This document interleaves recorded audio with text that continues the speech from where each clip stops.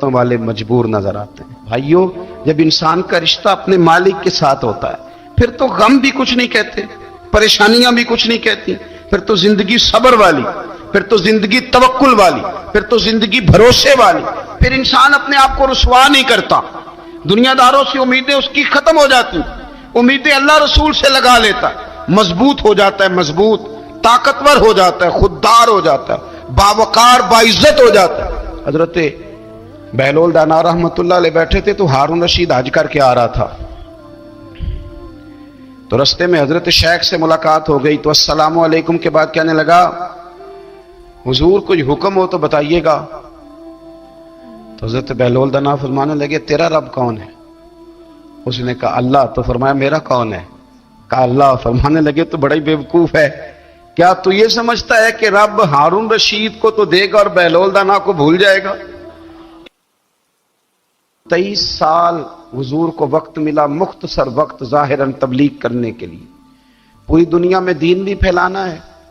گھر میں 11 ازواج ہیں، 4 بیٹیاں ہیں، ان کی اولادیں، سارے کام کاج بھی دیکھنے، لیکن سیدہ طیبہ طاہرہ حضرت عائشہ صدیقہ رضی اللہ تعالیٰ عنہ فرماتی ہیں سارا دن تبلیغ کرتے، ہر غلام کے دکھ سنتے، گھر میں آتے تو اپنے گھر والوں کا خیال کرتے، کام میں ہمارا ہاتھ بٹاتے۔ قربان جاؤں، کہتی ہیں زمانہ سارا سو جاتا لیکن آمنہ کے لال مصلی بچھا لیتے۔ دنیا سو گئی، ساری سب سو گئے، جو خدام تھے، وہ جو غلام تھے وہ سو گئے۔ صحیح مسلم نے لفظ ملیں گے، سیدہ پاک فرماتی ہیں او میرے نبی کے غلاموں، میں نے یہ رنگ بھی دیکھا ہے کہ حضور نے اتنا کھڑے رہے، اتنا قیام کیا، اتنا قیام کیا کہ مقدس پیروں میں ورم آ گئے، سوج گئے پیر۔ ہم سیر کرنے گئے تو تھک گئے، بات الگ ہے، لیکن عبادت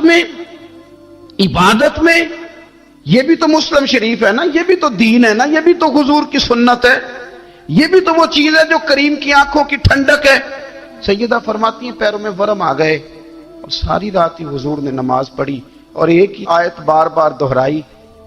مسجد نبوی میں بلال حبشی نے فجر کی اذان دے دی اور حضور ابھی مصلی پہ تھے، کریم فارغ ہوئے، میں نے عرض کی یا رسول اللہ صلی اللہ علیہ وسلم، آپ کے تو صدقے اللہ اگلے پچھلوں کے گناہ معاف کرے گا، تو آپ اتنی آہوزاری کیوں فرماتے ہیں؟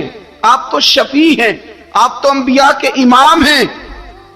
تو حضور نے فرمایا عائشہ تم نے گنوایا ہے نا میرے اللہ کی مجھ پر کتنی رحمت ہے، افلا اکون عبدا شکورا، فرمایا اگر اس نے اتنی نعمتیں دی ہیں تو کیا میں اس کا شکر گزار بندہ نہ بنوں؟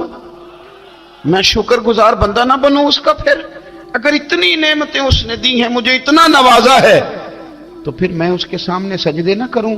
او میرے بھائی، بڑے قابل فخر لوگ ہیں ہم کہ ہم نبی پاک کے غلام ہیں، ہم قابل فخر ہیں کہ نبی کریم کے غلام ہیں۔